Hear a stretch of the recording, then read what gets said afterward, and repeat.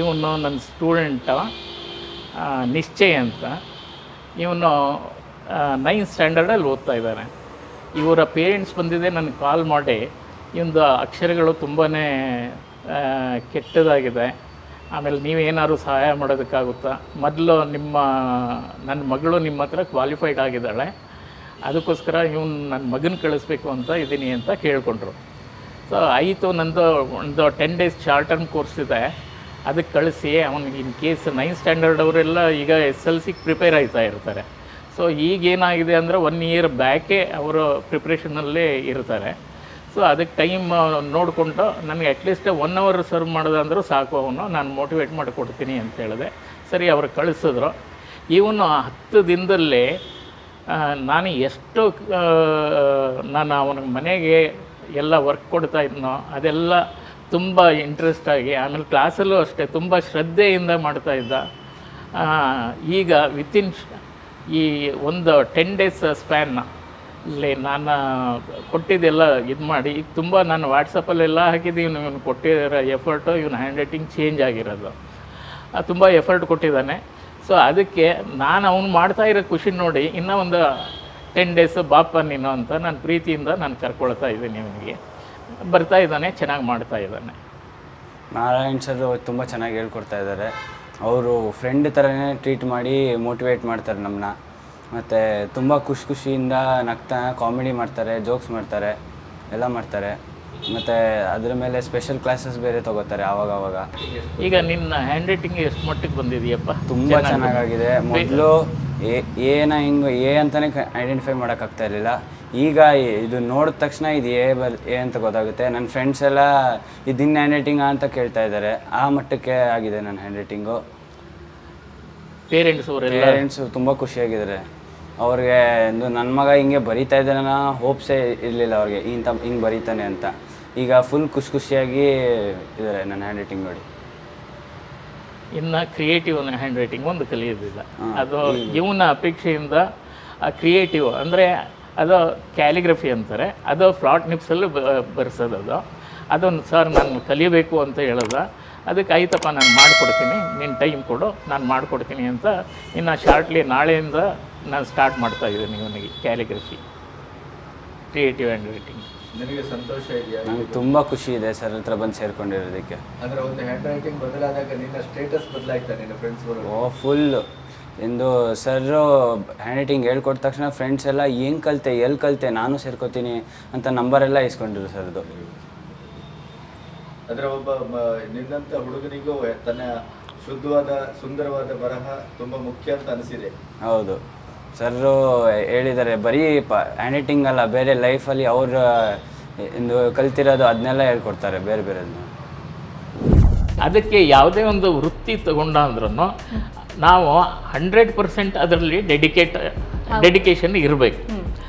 ಆಮೇಲೆ ನೀವು ನಿಮ್ಮ ಕೆಲಸ ನೀವು ಮಾಡ್ತಾ ಇರಿ, ಬೇರೆಯವ್ರಿಗೆ ಗುರುತಿಸ್ತಾರೆ. ಅದು ಬೇರೆ ಯಾವುದೇ ಒಂದು ನಮ್ಮ ಇಂಟೆನ್ಷನ್ ಇಟ್ಕೊಂಡು ನಮ್ಗೆ ಅದು ಬೇಕು ಇದು ಬೇಕು ಎಲ್ಲ ಇನ್ಫ್ರಾಸ್ಟ್ರಕ್ಚರ್ ಬೇಕು ಅದು ಇದ್ದಾಗ ಮಾಡ್ತೀನಿ ಅನ್ನಂದರೆ ಇದೆಲ್ಲ ಶುದ್ಧ ಸುಳ್ಳು. ಈ ಯಾವಾಗ ಡಿಜಿಟಲ್ಕರಣ ಆಯಿತು ಆಗ ನಮ್ಮಂಥ ಕೈ ಕೆಲಸಗಾರರಿಗೆ ತುಂಬಾ ಕಡಿಮೆ ಕೆಲಸ ಆಯಿತು. ಈ ಜೀವನ ಅಂದಮೇಲೆ ನಾವು ಹೀಗೆ ಇರುತ್ತೆ ಅನ್ನೋದು ಒಂದು ಫ್ರೇಮ್ ಹಾಕೋದಕ್ಕಾಗೋಲ್ಲ.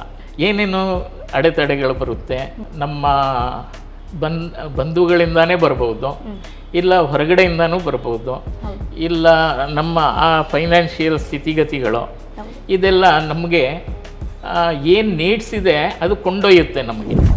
ಅಂದರೆ observation is the best teacher ಅಂತ ಹೇಳ್ತಾರೆ. ಇದು ನಾವು ಮುಖ್ಯವಾಗಿ ನಮ್ಮ ಜೀವನದ ಒಂದು ಹಾದಿ ಇದೆ, ಅದರಲ್ಲಿ ಇದು ಮುಖ್ಯ ಪಾತ್ರ ವಹಿಸುತ್ತೆ. ನಮಸ್ಕಾರ, ಬಿ ಗಣಪತಿ ಚಾನಲ್ಗೆ ಸ್ವಾಗತ. ನಾನು ನೀಲಿ. ನಾವಿವತ್ತು ಮೈಸೂರಿನ JLB ರಸ್ತೆಯಲ್ಲಿರುವ ಮಹಿಳಾ ಸಮಾಜದಲ್ಲಿ ಕಲಾಸ್ಪಂದನದ ಮೂಲಕ ಮಕ್ಕಳಿಗೆ ಮತ್ತು ಹಿರಿಯರಿಗೂ ಸಹ ಕೈಬರಹದ ತರಬೇತಿಯನ್ನು ನೀಡ್ತಾ ಇರುವಂಥ ಎಸ್ ನಾರಾಯಣ್ ಅವರನ್ನು ಭೇಟಿ ಮಾಡೋದಕ್ಕೆ ಬಂದಿದ್ದೀವಿ. ಇವತ್ತು ಶಾಲಾ ಮಕ್ಕಳಿಂದ ಹಿಡಿದು IAS KAS ಮಾಡುವಂಥ ವಿದ್ಯಾರ್ಥಿಗಳಿಗೂ ಸಹ ಕೈಬರಹ ತುಂಬ ಮುಖ್ಯ, ಬದುಕಿನಲ್ಲಿ ತುಂಬ ಮಹತ್ವದ ಪಾತ್ರವನ್ನು ವಹಿಸುತ್ತೆ. 20 ವರ್ಷಗಳಿಂದ ಕೈಬರಹವನ್ನು ಕಲಿಸುತ್ತಾ ಬಂದಿರುವಂಥ 70ರ ಹರೆಯದ ಎಸ್ ನಾರಾಯಣ್ ಅವರನ್ನು ನಾವಿವತ್ತು ಮೀಟ್ ಮಾಡಿದ್ದೀವಿ. ಅವರ ಬಗ್ಗೆ ತಿಳ್ಕೊಳ್ಳೋಣ ಬನ್ನಿ. ನಮಸ್ಕಾರ ಸರ್. ನಮಸ್ತೆ. ಹೇಗಿದ್ದೀರಾ? ಚೆನ್ನಾಗಿದ್ದೀನಿ. ನಿಮ್ಮ ಬಾಲ್ಯ, ವಿದ್ಯಾಭ್ಯಾಸ ಇದ್ರ ಬಗ್ಗೆ ಹೇಳೋದಾದರೆ? ಬಾಲ್ಯ ಅಂದರೆ ನಾವು ಒಂದು ಮಧ್ಯಮ ವರ್ಗದಲ್ಲೇ ಹುಟ್ಟಿರೋದು. ಅಂದರೆ ಎಲ್ಲ ಥರದ್ದು ಅನುಕೂಲಗಳಿತ್ತು. ಎಲ್ಲಿ ಹುಟ್ಟಿದ್ದು ಸರ್? ನಾನು ಹುಟ್ಟಿದ್ದು ಮೈಸೂರಲ್ಲೇ ಹುಟ್ಟಿದ್ದು ನಾನು. ಆಮೇಲೆ ನಾನು ಓದಿದ್ದು ಗೌರ್ಮೆಂಟ್ ಸ್ಕೂಲಲ್ಲಿ. ಅಂದರೆ ಆಗೆಲ್ಲ ಈ LKG UKG ಆ ಥರ ಎಲ್ಲ ಇರಲಿಲ್ಲ. ಡೈರೆಕ್ಟ್ 6 ವರ್ಷ ಆದ ತಕ್ಷಣ ನಮಗೆ ಅಡ್ಮಿಷನ್ ತೊಗೊಳ್ತಾಯಿದ್ರು. ನಾನು ಗೌರ್ಮೆಂಟ್ ಸ್ಕೂಲಲ್ಲೇ ಓದಿದೆ. ಅದು ಬಂದಿದ್ದೆ ಪ್ರೈಮರಿ ತನಕ ಅಲ್ಲಿ ಓದಿದೆ. ವೆರಿ ನೆಕ್ಸ್ಟು ನಾವು ಮಿಡ್ಲ್ ಸ್ಕೂಲು, ಅದು ಸೆಂಟ್ ಜೋಸೆಫ್ ಮಿಡ್ಲ್ ಸ್ಕೂಲಲ್ಲಿ ಓದಿದೆ. ತದನಂತರ ಅಲ್ಲೇ ಸೆಂಟ್ ಫಿಲೋಮಿನಾಸ್ ಅಂತಿತ್ತು. ಆ ಸೆಂಟ್ ಫಿಲೋಮಿನಾಸಲ್ಲಿ ನಂದು SLC ಆಯಿತು. ನಂತರದ ಅದಕ್ಕೆ ಸೇರಿದ ಸೆಂಟ್ ಫಿಲೋಮಿನಾಸ ಬ್ಯಾಂಗ್ಳೂರು ಮೈಸೂರು ರೋಡಲ್ಲಿದೆ, ಅಲ್ಲಿ ನಂದು ವಿದ್ಯಾಭ್ಯಾಸ ಅಲ್ಲಾಯಿತು. ಅದಾದಮೇಲೆ ಕೆಲವು ಕಾರಣಾಂತರದಿಂದ ಮನೆಯ ವಾತಾವರಣ ಆಮೇಲೆ ಇರುತ್ತಲ್ಲ, ಹೌದು, ಕೆಲವು ಇದರಿಂದ ಅಡೆತಡೆಯಾಗಿ ನನ್ನ ವಿದ್ಯಾ ಜೀವನದ ಒಂದು ಮೊಟಕುಗೊಳ್ತು. ಎಲ್ಲಿಗೆ? ನಂದು 1 ವರ್ಷ ನಾನು PUC ಮಾಡಿದೆ ಅಲ್ಲಿ. ಆಗ 1 ಇಯರ್ PU ಅಂತ ಇದ್ದಿದ್ದು. ಮೊದಲ ಥರ ಈಗ ಆ ಥರ 2 ಅಂತ ಇರಲಿಲ್ಲ. ನಂತರ ನಾನು ಸುಮ್ಮನೆ ಕೂರಲಿಲ್ಲ. ನನ್ನ ಇಂಟೆನ್ಷನ್ ಏನಂದರೆ, ಆಗ ನನ್ನ ಮೈಂಡಲ್ಲಿತ್ತು, education is all round development of knowledge ಅಂತ. ವೆದರ್ ಇಟ್ ಈಸ್ ಅಕಾಡೆಮಿಕ್ಗೂ ಸ್ಟ್ರೆಂತ್ ಆಗಿರೋದು ಕಲೆಕ್ಟಿವ್ ನಾಲೆಡ್ಜ್ ಅಂತ. ಸೊ ಅದ್ರ ಬಗ್ಗೆ ನಾನು ಸ್ವಲ್ಪ ವಿಷಯಗಳು ತಿಳ್ಕೊಂಡು ಆಮೇಲೆ ನನಗೆ ಏನು ಲಭ್ಯವಿದೆಯೋ, ಏನು ಮಾಡೋದಕ್ಕಾಗುತ್ತೋ ಅದು ಪ್ರಯತ್ನ ಪಡೋಣ ಅಂತ ಜೀವನ ಸಾಗಿಸೋದಕ್ಕೆ ಏನು ಬೇಕು ಅದೆಲ್ಲ ನಾನು ಮಾಡ್ತಾ ಬಂದೆ. ಪ್ರತಿ ಹೆಜ್ಜೆಗೂ ಕಲಿಯೋದು ತುಂಬಾ ಇರುತ್ತೆ. ಸೊ ಕಲಿತಾ ಬಂದೆ. ಯಾವುದಾದ್ರು ಪ್ಲಾಟ್ಫಾರ್ಮ್ ಸಿಗುತ್ತೆ ಅನ್ನೋದು ದೃಢ ವಿಶ್ವಾಸ ಇತ್ತು ನನಗೆ. ಅದೇ ಥರ ನಾನು ಚಿತ್ರಕಲೆಯಲ್ಲಿ ಆಸಕ್ತಿ ಇರೋದ್ರಿಂದ ಮೊದಲು ನಾನು ಚಿತ್ರಕಲೆನೇ ಆರಿಸ್ಕೊಂಡೆ. ಸಾಕಷ್ಟು ಕಷ್ಟಪಟ್ಟು ಆಮೇಲೆ ಚಿತ್ರಕಲೆಯಲ್ಲಿ ಆಸಕ್ತಿ ಇರೋದ್ರಿಂದ ನನ್ನ ಏನೊಂದು ಆಸಕ್ತಿ ಇದೆ ಅದೇ ಥರ ನನ್ನ ಫ್ರೆಂಡ್ಸ್ಗಳು ಸಿಕ್ಕಿದ್ರು. ಅವ್ರ ಮುಖಾಂತರ ಒಂದು ಹಂತಕ್ಕೆ ನಾನು ಬೆಳೆದೆ. ಅಂದರೆ observation is the best teacher ಅಂತ ಹೇಳ್ತಾರೆ. ಹೌದು. ಇದು ನಾವು ಮುಖ್ಯವಾಗಿ ನಮ್ಮ ಜೀವನದ ಒಂದು ಹಾದಿ ಇದೆ, ಅದರಲ್ಲಿ ಇದು ಮುಖ್ಯ ಪಾತ್ರ ವಹಿಸುತ್ತೆ. ಅದಕ್ಕೋಸ್ಕರ ನಾನು ನೋಡಿ ಕಲ್ತಿದ್ದು ತುಂಬ ಇದೆ. ಆ ನೋಡಿ ಕಲ್ತಿದ್ದು ನೋಡೋದು ಇದಲ್ಲ, ಅದು ಪ್ರಾಕ್ಟಿಕಲಾಗಿ ನಾವು ವರ್ಕ್ ಮಾಡಬೇಕು. ಆಮೇಲೆ ಪ್ರಾಕ್ಟಿಕಲ್ಲಾಗಿ ವರ್ಕ್ ಮಾಡುವಾಗ ಕೆಲವು ಅಡೆತಡೆಗಳು ಬರುತ್ತೆ, ಅದಕ್ಕೆ ನಾವು ಎದುರ್ಕೊಂಡು ಸುಮ್ಮನೆ ಇರಬಾರ್ದು, ಮಾಡ್ತಾ ಇರಬೇಕು. ಈ ಪ್ರೋಸೆಸ್ ರೊಟೀನಲ್ಲಿದ್ದ ಅಂದರೆ ಒಂದಿನ ಅದು ಕಾರ್ಯಗತವಾಗುತ್ತೆ. ಸೊ ಈ ಥರ ನಂದು ಇದು ಮಾಡಿ ಆಮೇಲೆ ನಾನು ಈ ಬೋರ್ಡ್ ಬರೆಯೋ ಸೈನ್ ಬೋರ್ಡ್ ಆರ್ಟಿಸ್ಟ ಆ ಥರ ಆಗಿ ನನ್ನ ಕೆರಿಯರ್ ಸ್ಟಾರ್ಟ್ ಮಾಡಿದೆ. ಹಾಗೆ ಮೈಸೂರಲ್ಲೇ ಮಾಡಿದೆ. ತದನಂತರ ಇರುತ್ತಲ್ಲ ಬೆಂಗಳೂರು ಆ ಥರ ಎಲ್ಲ ಮಾಡಿದೆ. ಆಮೇಲೆ ನಾನು ಹೇಳಬೇಕು ಅಂದರೆ ಮುಂಬೈ ಬಾಲಿವುಡ್ ಅಂತಾರೆ ಅದಕ್ಕೆ. ಆ ಮುಂಬೈಯಲ್ಲಿ ಇಲ್ಲೇ ಅದು ನನ್ನ ಫ್ರೆಂಡ್ ಮುಖಾಂತರ ಆ ಬಾಲಿವುಡ್ಗೆ ಒಂದು ಅವಕಾಶ ಸಿಕ್ತು, ನಾನು ಹೋಗೋ ಅವಕಾಶ ಸಿಕ್ತು. ಅವರು ತುಂಬ ಹೆಸರು ಮಾಡಿರೋಂಥ ಕಲಾ ಡೈರೆಕ್ಟರ್ ಅಂದರೆ ಆರ್ಟ್ ಡೈರೆಕ್ಟರ್ ಅವ್ರ ಜೊತೆ ಇರೋದ್ರಿಂದ ನನಗೂ ಇನ್ವೈಟ್ ಮಾಡಿದ್ರು ಅವರು. ಸೊ ನಾನು ಹೋದೆ, ಅಲ್ಲಿದ್ದ ವಾತಾವರಣ ಎಲ್ಲ ಅಭ್ಯಾಸ ನೋಡಿದೆ ಅಲ್ಲಿದ್ದು. ತದನಂತರ ಇನ್ನು ಎಷ್ಟೊಂದು 20 ವರ್ಷ ಆದಮೇಲೆ ನಾನು ಇನ್ನು ಹೋಗೋಂಥ ಪರಿಸ್ಥಿತಿ ಬರುತ್ತೋ, ಅವ್ರ ಜೊತೆ ಸೇರಿ ಒಂದು ಸ್ವಲ್ಪ ವರ್ಕ್ ಮಾಡಿದೆ. ಅಂಥದ್ದೇನು ಅಂದರೆ ಅವ್ರಿಗೆ ಅಸಿಸ್ಟೆಂಟಾಗಿ ನನ್ನ ಕೈಯಲ್ಲಿ ಏನಾಗುತ್ತೋ, ನಾನು ಯಾವ ಮಟ್ಟಕ್ಕೆ ಬೆಳೆದಿದ್ದೀನೋ ಅದರಲ್ಲಿ ಏನಾಗುತ್ತೆ ಅದು ನಾನು ಅವ್ರ ಜೊತೆ ಸೇರಿಕೊಂಡು ಸ್ವಲ್ಪ ಮಾಡಿದೆ. ಅದು ನಮ್ಮ ಮೈಸೂರು ಕಲಾವಿದರೇ ಅವ್ರ ಜೊತೆ ನಾನು ಹೋಗಿದ್ದಿದ್ದು. ಅವ್ರ ಕಡೆಯಿಂದ ಅವರು ಆರ್ಟ್ ಡೈರೆಕ್ಟರ್ ನನಗೆ ಪರಿಚಯ ಆಗಿದ್ದು. ಸೊ ಮೊದಲು ನೀವು ಸೈನ್ ಬೋರ್ಡ್ ಆರ್ಟಿಸ್ಟ್, ಆ ನಂತರ ಹ್ಯಾಂಡ್ ರೈಟಿಂಗ್ ಟೀಚರ್ ಆಗಿ ಬಂದ್ರಿ. ಹೌದು. ಅದು ಆ ಸ್ಟೆಪ್ ಹೇಗೆ ತಗೊಂಡ್ರಿ? ಯಾಕೆ ಅದನ್ನ ತಗೋಬೇಕು ಅಂತ? ಇದು ಏನಂದ್ರೆ ಈಗ ಜೀವನ ಅಂದಮೇಲೆ ನಾವು ಹಿಂಗೆ ಇರುತ್ತೆ ಅನ್ನೋದು ಒಂದು ಫ್ರೇಮ್ ಹಾಕೋದಕ್ಕಾಗೋಲ್ಲ. ಹೌದು. ಏನೇನು ಅಡೆತಡೆಗಳು ಬರುತ್ತೆ. ಇದು ನಮ್ಮ ಬಂಧುಗಳಿಂದಾನೇ ಬರ್ಬೋದು, ಇಲ್ಲ ಹೊರಗಡೆಯಿಂದನೂ ಬರ್ಬೋದು, ಇಲ್ಲ ನಮ್ಮ ಆ ಫೈನಾನ್ಷಿಯಲ್ ಸ್ಥಿತಿಗತಿಗಳು, ಇದೆಲ್ಲ ನಮಗೆ ಏನು ನೀಡ್ಸ್ ಇದೆ ಅದು ಕೊಂಡೊಯ್ಯುತ್ತೆ ನಮಗೆ. ಸೊ ಇಲ್ಲಿ ನೀಡ್ಸ್ ಇಂಪಾರ್ಟೆಂಟು, ಪ್ಯಾರಲಾಗಿ ನಮ್ಮ ಎಬಿಲಿಟಿ ಇಂಪಾರ್ಟೆಂಟು. ಸೊ ನಮಗೆ ಎಬಿಲಿಟಿ ಇದೆ ಅಂತ ಗುರುತಿಸ್ಕೊಳ್ಳೋದು ನಾವು ಮಾಡ್ತಾ ಹೋಗಬೇಕು. ಗೊತ್ತಿರೋದನ್ನು ನಾವು ಮಾಡಬೇಕು.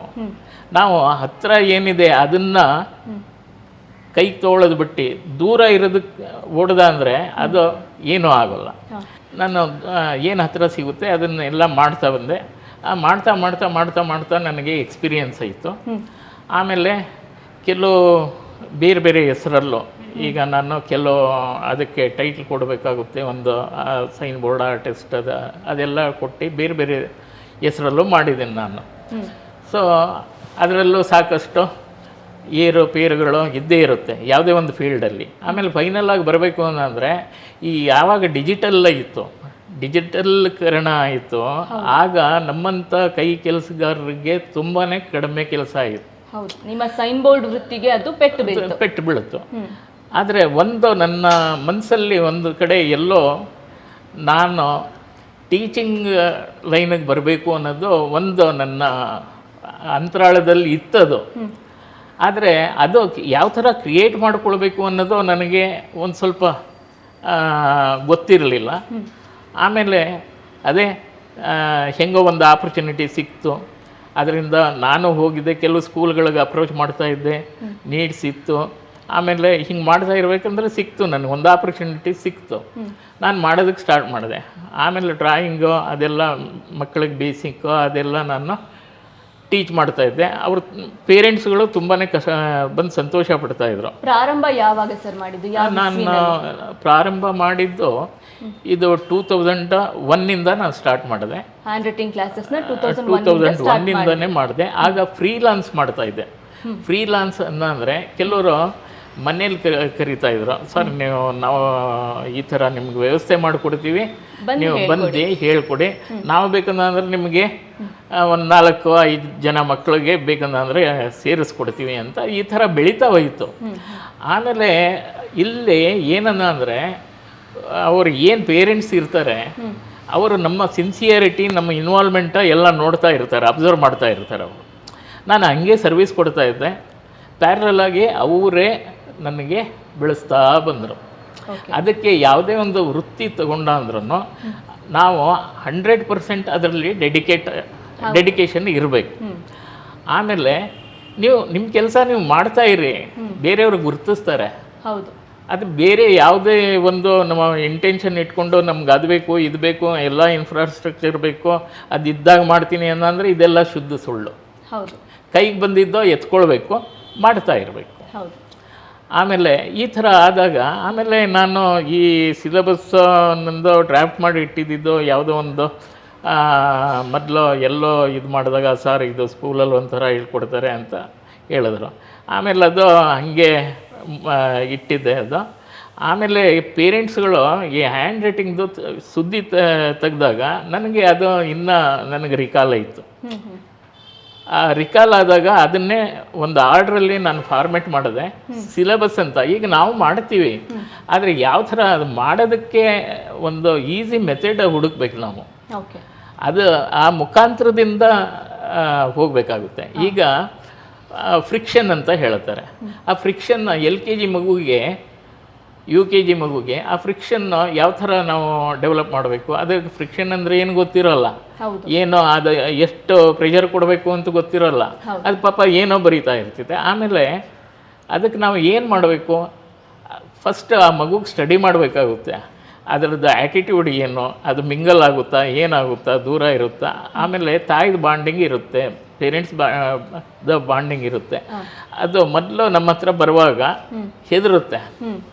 ಆ ಮಗು ಯಾವ ಥರ ಆಡುತ್ತೋ ಅದೇ ಥರ ನಾವು ಆಡ್ದ ಅಂದರೆ ಅದು ಕಾಲಕ್ರಮೇಣ ನಮ್ಮ ಹತ್ರ ಹೊಂದ್ಕೊಳ್ತಾ ಬರುತ್ತೆ. ಯಾವಾಗ ಅದು ಹೊಂದ್ಕೊಳ್ಳುತ್ತೋ ನೋಡಮ್ಮ ಈ ಥರ ಮಾಡು ಅಂದರೆ ಮಾಡಿಬಿಡುತ್ತೆ. ಅದಕ್ಕೆ ಸರಿಯಾದ ಪ್ಲಾಟ್ಫಾರ್ಮ್ನ ನಾವು ಕ್ರಿಯೇಟ್ ಮಾಡಿ ಕೊಡಬೇಕು. ಅದಕ್ಕೆ ನಾನು ಫ್ರೀ ಹ್ಯಾಂಡ್ ಅನಿಸ್ತೀನಿ. ಅದು ಮಗು ಹೆಂಗಾರು ಬರೀಲಿ, ಮೊದಲು ಹ್ಯಾಂಡ್ ಫ್ರೀ ಮಾಡಬೇಕು. ಅದಕ್ಕೆ ನಾನು clockwise anticlockwise circle ಹಾಕಿಸ್ತೀನಿ. ಆಮೇಲೆ ರಿಲೆವೆಂಟ್ ಆಲ್ಫಾಬೆಟ್ಸ್ ಕ್ರಿಯೇಟ್ ಮಾಡೋದಕ್ಕೆ ಯಾವುದ್ಯಾವುದು ಸ್ಟ್ರೋಕ್ಸ್ ಇದೆ ಅದೆಲ್ಲ ನಾನು ಮಾಡಿಸ್ತಾ ಹೋಗ್ತೀನಿ. ಒಂದು ಹಂತಕ್ಕೆ ಬಂದ ಅಂದರೆ ಅವರು ಒಂದು 3 ತಿಂಗಳಲ್ಲಿ ಅವರು ಎಲ್ಲ ಆಲ್ಫಾಬೆಟ್ಸು ವರ್ಡ್ಸು ಬರೆಯೋ ಸ್ಥಿತಿಗೆ ಬರ್ತಾರೆ ಅವರು. ಸೊ ಆಮೇಲೆ ಹೀಗೆ ಹಂತವಾಗಿ ಅವ್ರಿಗೆ ಎತ್ಕೊಂಡು ಹೋಗ್ಬೋದು. ಈ 20 ವರ್ಷದ ಅನುಭವದಲ್ಲಿ ನಿಮ್ಮದೇ ಆದ ಸಿಲೆಬಸ್ಸನ್ನು ಮಾಡಿಕೊಂಡು ಎಷ್ಟು ಜನ ವಿದ್ಯಾರ್ಥಿಗಳನ್ನು ತರಬೇತಿ ಮಾಡಿದ್ದೀರಾ? ನನಗೆ ಹೇಳಬೇಕು ಅಂದರೆ ಅಕಾಡೆಮಿಕ್ ಇಯರಲ್ಲಿ ಒಂದು ಸ್ವಲ್ಪ ಕಡಿಮೆ. ಅಂದ್ರೂ ಅಕಾಡೆಮಿಕ್ ಇಯರಲ್ಲಿ ಒಂದು ಏನು ಜುಲೈಯಿಂದ ಹಿಡಿದು ಮಾರ್ಚ್, ಆ ಮಾರ್ಚ್ ಅಷ್ಟರಲ್ಲಿ ಒಂದು 100 ಜನ ಆಗ್ಬೋದು. ಈ ಸಮ್ಮರ್ ಹಾಲಿಡೇಸಲ್ಲಿ 2 ತಿಂಗಳು ರೆಗ್ಯುಲರ್ ನಡೆಸ್ತೀನಿ. ಅಲ್ಲೊಂದು 200 ಅಂತ ಇಟ್ಕೊಳ್ಬೋದು. ಇಲ್ಲಿ ಆ್ಯಾವ್ರೇಜ್ 300 ಮಿನಿಮಮ್ ವರ್ಷಕ್ಕೆ. ಅಲ್ಲಿಗೆ ಮೋರ್ ದೆನ್ 3000. ಆಮೇಲೆ ಕೆಲವರು ಸ್ಪೆಷಲ್ ಕ್ಲಾಸ್ ಅದು ಇದು ತೊಗೊಳ್ತಾ ಇರ್ತೀನಿ. ಜಾಸ್ತಿ ಜನ ಆಗಿದ್ದಾರೆ. ಆಮೇಲೆ ಎಷ್ಟು ಜನಕ್ಕೆ ಪ್ರಮೋಟ್ ಮಾಡಿದ್ದೀನಿ ಅಂತಲೂ ನನಗೆ ಗೊತ್ತಿಲ್ಲ ಈಗ ಹೇಳಬೇಕು ಅಂದರೆ. ಅವ್ರದ್ದು ಅಂದರೆ ನಾನು ಅವ್ರದ್ದು ಅಡ್ಮಿಷನ್ ಫಾರ್ಮ್ಸು ಅದೆಲ್ಲ ಇಟ್ಟಿರ್ತೀನಿ. ಈ ಒಂದು ಈಗ ಮಕ್ಕಳು ಬಂದ್ಬಿಟ್ಟ ಅಂದರೆ ನನಗೆ ಅವ್ರ ಕಡೆಗೆ ಜ್ಞಾನ ಹೊರ್ತು ಇನ್ನು ಬೇರೆ ಕಡೆ ನನಗೆ ಅಷ್ಟು ಗಮನ ಇರೋಲ್ಲ. ಸೊ ಅಪ್ರಾಕ್ಸಿಮೇಟ್ ಇಷ್ಟಂತ ನಾನು ಹೇಳ್ಬೋದು. ಆಮೇಲೆ ಆನ್ಲೈನ್ ವರ್ಕು ಇದು ಮಾಡಿದ್ದೀನಿ. ಈ ಕೋವಿಡ್ ಟೈಮಲ್ಲಿ ಮಕ್ಕಳು ಬರ್ತಾ ಇರಲಿಲ್ಲ. ಈಗ ಆ ಮಕ್ಕಳು ಎಷ್ಟೋ ಜನ ನಂದು ಏನು ಮಾಡಿದ್ದಾರೆ ಅಂತಲೇ ಗೊತ್ತಿರಲಿಲ್ಲ. ಆಮೇಲೆ ಬರ್ತಾ ಇರಲಿಲ್ಲ. ಅವ್ರಿಗೂ ಕಾಂಪ್ಲೆಕ್ಸು, ಪೇರೆಂಟ್ಸ್ಗೂ ಕಾಂಪ್ಲೆಕ್ಸು. ಇಂಥ ಟೈಮಲ್ಲಿ ನಾನು ಹ್ಯಾಂಡ್ ರೈಟಿಂಗ್ ವ್ಯವಸ್ಥೆ ಆನ್ಲೈನಲ್ಲಿ ಸ್ಟಾರ್ಟ್ ಮಾಡೋಣ ಅಂತ ಮಾಡಿದೆ. ಸುಮಾರು ರೆಸ್ಪಾನ್ಸ್ ಬರುತ್ತೋ ಅಲ್ಲಿಗೆ. ನನಗೆ ಡೆಕ್ಕನ್ ಹೆರಾಲ್ಡ್ ಅವರೆಲ್ಲ ಮ್ಯಾಕ್ಸಿಮಮ್ ಪತ್ರಕರ್ತರು ನನಗೆ ಕೋಆಪ್ರೇಟ್ ಮಾಡಿದ್ದಾರೆ. ಈ ಸಿಚುಯೇಷನ್ನ ಅವ್ರ ಮೈಂಡಲ್ಲೂ ಏನಂದರೆ ಪಾಪ ಏನಾದ್ರು ಆಗಲಿ ಮಕ್ಕಳಿಗೆ ಅನ್ನೋದು ಆ ಪತ್ರಕರ್ತರಲ್ಲೂ ಇತ್ತು. ಸೊ ಅದರಿಂದ ನನಗೆ ಸರ್ ಮಾಡಿ ನೀವು ಈ 70ನೇ ವಯಸ್ಸು ನೀವು ಮಾಡಿ ಅಂತೇಳಿ ಈಗ ನನಗೆ 72 ನಡೀತಾ ಇದೆ. ಅಂದರೆ ಈ 72 ವರ್ಷ ನಡೀತಾ ಇದ್ರೂ ನಾನು ನನ್ನ ಸ್ಫೂರ್ತಿ ಆಮೇಲೆ ಎಲ್ಲ ನನ್ನ ತುಂಬ ಕಂಫರ್ಟಬಲ್ ಆಗಿದ್ದೀನಿ. ನಾನು ಇದಕ್ಕೆ ಕಾರಣ ಏನಂದರೆ ಮಕ್ಕಳ ಜೊತೆ ನಾನು ತುಂಬ ಇಂಟ್ರ್ಯಾಕ್ಷನ್ ಇಟ್ಕೊಂಡಿದ್ದೀನಿ. ಮಕ್ಕಳ ಜೊತೆ ನಾನು ಸೇರಿದಾಗ ಅವರೇ ನನಗೆ ಟಾನಿಕ್ಕು ಕ್ಯಾಪ್ಸಲ್ಸು ಎಲ್ಲ ಅವ್ರೆ ಮದ್ದು. ಮದ್ದು. ಅದು ಏನಕ್ಕಂದ ಅಂದರೆ ನಮ್ಮ ಯಾವಾಗ ನಾವು ಏನಾದ್ರು ಸ್ಟ್ರೆಸ್ ತಗೊಳ್ತೀವಿ ಈ ಕಾಯಿಲೆಗಳು ಸ್ಟಾರ್ಟ್ ಆಯ್ತಾ ಇರುತ್ತೆ. ಖಂಡಿತ. ಸೊ ನಾವು ಮಕ್ಕಳ ಜೊತೆ ಮಿಂಗಲ್ ಅದ ಅಂದರೆ ಆ ಸ್ಟ್ರೆಸ್ ಬರೋದಕ್ಕೆ ನಾವು ಅವಕಾಶನೇ ಮಾಡಿಕೊಡ್ಬಾರ್ದು. ಹೌದು. ಆಮೇಲೆ ಮಾಡಿಕೊಡ್ಬಾರ್ದು ಅಂದರೆ ರಾತ್ರಿ ನಿದ್ರೆ ಮಾಡೋದು ಅದು ಇದು ಇರುತ್ತಲ್ಲ, ಅದರ ಟೈಮಿಗೆ ಅದು ಮಾಡಿದ್ವಿ. ಆದರೆ ಆ ಟೈಮಲ್ಲಿ ಏನೇನು ಮಕ್ಕಳಿಗೆ ಒಳ್ಳೇದು ಮಾಡಿದೆ, ಏನು ಮಗು ಅದು ರಿಕಾಲ್ ಮಾಡಬೇಕು ನಾವು. ಆಗ ರಿಕಾಲ್ ಮಾಡಿದಾಗ ಆ ಮಕ್ಕಳ ಜೊತೆ ಆಡಿದ್ದೇ ನಾವು ನೆನಪು ಮಾಡಿಕೊಂಡು ಮನಗಿದಾಗ ಅಟ್ಲೀಸ್ಟ್ ಒಂದು ಸ್ವಲ್ಪ ಒಳ್ಳೆ ನಿದ್ರೆ ಮಾಡ್ಬೋದು. ಈ ಹೆಲ್ತನ್ನು ಮೇಂಟೈನ್ ಮಾಡಬೇಕು ಅಂತಂದರೆ ಹೆಲ್ತ್ ವಿಷಯಕ್ಕೆ ಬಂದಾಗ these fact are very important. ಯಾಕಂದರೆ ಎಲ್ಲರಿಗೂ 72ರಲ್ಲೂ ನೀವು ಇಷ್ಟು ಉತ್ಸಾಹದಿಂದ ಇಷ್ಟು ಲವಲವಿಕೆಯಿಂದ, ಅಲ್ಲದೆ ಕೋವಿಡ್ ಸಮಯದಲ್ಲೂ ಸಹ ನಾವುಗಳೇ ತುಂಬ ಜನ ಕೆಲಸ ಓಕೆ ಆನ್ಲೈನ್ ಮಾಡೋರು ಮಾಡ್ಕೋತಾ ಇದ್ರು, ಇಲ್ಲ ಅಂದವರು ಬಿಟ್ಟು ಮನೇಲಿ ಸುಮ್ಮನೆ ಕೂತಿದ್ರು. ಆದ್ರೆ ನೀವು ಆ ಸಮಯದಲ್ಲೂ ಸಹ ದುಡಿಬೇಕು ಅಂತ ಹೇಳಿ ಆನ್ಲೈನ್ ಕ್ಲಾಸಸ್ ಮಾಡಿ ಮಕ್ಕಳಿಗೆಲ್ಲ ಹೇಳ್ಕೊಡ್ತೀರಾ. ಆನಂತರ ಇವತ್ತಿಗೂ ಸಹ ನಿಮ್ಮನ್ನ ಇಷ್ಟು ಬಗೆಯಾಗಿ ಬದುಕಲ್ಲಿ ದುಡಿಮೆಗೆ ಅಂತ ತೊಡಗಿಸ್ಕೊಂಡಿದ್ದೀರಾ, ಇಂಡಿಪೆಂಡೆಂಟ್ ಆಗಿ ಬದುಕೋದನ್ನ ನೀವು ರೂಢಿಸ್ಕೊಂಡಿದ್ದೀರಾ. ಏನು ಇದಕ್ಕೆ ಸ್ಫೂರ್ತಿ? ಏನಕ್ಕೆ ಇದು ಸ್ಫೂರ್ತಿ ಅಂತಂದರೆ ನೋಡಿ, ಯಾವತ್ತೂ ನಾವು ಸೆಲ್ಫ್ ಕಂಟೆಂಟ್ ಅಂದರೆ ನಾವು ಸ್ವಾವಲಂಬಿಗಳಾಗಿರ್ತೀವಿ, ಆಗ ನಮಗೆ ಒಂದು ಲಿಬರ್ಟಿ ಇರುತ್ತೆ. ಏನು ನಾವು ದುಡ್ದಿದ್ದು ಯಾರು ಕೇಳಂಗಿರಲ್ಲ ಅಲ್ವಾ? ಬೇರೆಯವ್ರ ಕಡೆ ಈಸ್ಕೊಂಡು ನಾನು ಖರ್ಚು ಮಾಡಿದೆ ಅಂದರೆ ಅದರಲ್ಲೇ ಪ್ರಾಬ್ಲಮ್ ಇರುತ್ತೆ ಅಲ್ವಾ? ನಮ್ಮ ಅಷ್ಟು ಆ್ಯಕ್ಟಿವ್ ಆಗಿ ಏನು ಅಂದ್ಕೊಂಡಿದ್ದೋ ಅದು ಮಾಡೋದಕ್ಕಾಗಲ್ಲ. ನನ್ನದೇ ದುಡ್ಡನ್ನು ಅಂದರೆ ಇದು ಮಾಡ್ಬೋದು, ಇನ್ನು ಆ ಡೆವಲಪ್ಮೆಂಟ್ಸ್ ಮಾಡ್ಬೋದು, ಅದಕ್ಕೆ ಎಷ್ಟು ಖರ್ಚಾದರೂ ಪರವಾಗಿಲ್ಲ, ನನ್ನ ಹತ್ರ ಐತೆ ಮಾಡಬಹುದು, ಇದು ಬರುತ್ತೆ. ನಾವು ಬೇರೆಯವ್ರ ಹತ್ರ ಈಸ್ಕೊಂಡು ನಾವು ಅದು ಇದು ನಮ್ಮ ಕನಸು ಪೂರೈಕೆ ಮಾಡೋದಕ್ಕೆ ಆಗೋಲ್ಲ. ನನ್ನದು ಕನಸು ಬೇರೆಯವ್ರಿಗೆ ಒಳ್ಳೆಯದೇ ಆಗೋದಕ್ಕೆ ಇರ್ಬೋದು, ಆದರೆ ಪೂರೈಸೋದಕ್ಕಾಗಲ್ಲ. ಅದಕ್ಕೆ ನಾನು ಸ್ವತಂತ್ರವಾಗಿ ದುಡ್ದ ಅಂದರೆ ನಾನು ಯಾರಿಗೂ ಕೇಳೋ ಅವಶ್ಯಕತೆನೇ ಇರಲ್ಲ. ನನ್ನ ಇಚ್ಛೆಯಂತೆ 4 ಜನಕ್ಕೆ ಒಳ್ಳೇದು ಆಗಬೇಕು ಅಂದರೆ ನಾನು ಮಾಡ್ಬೋದು.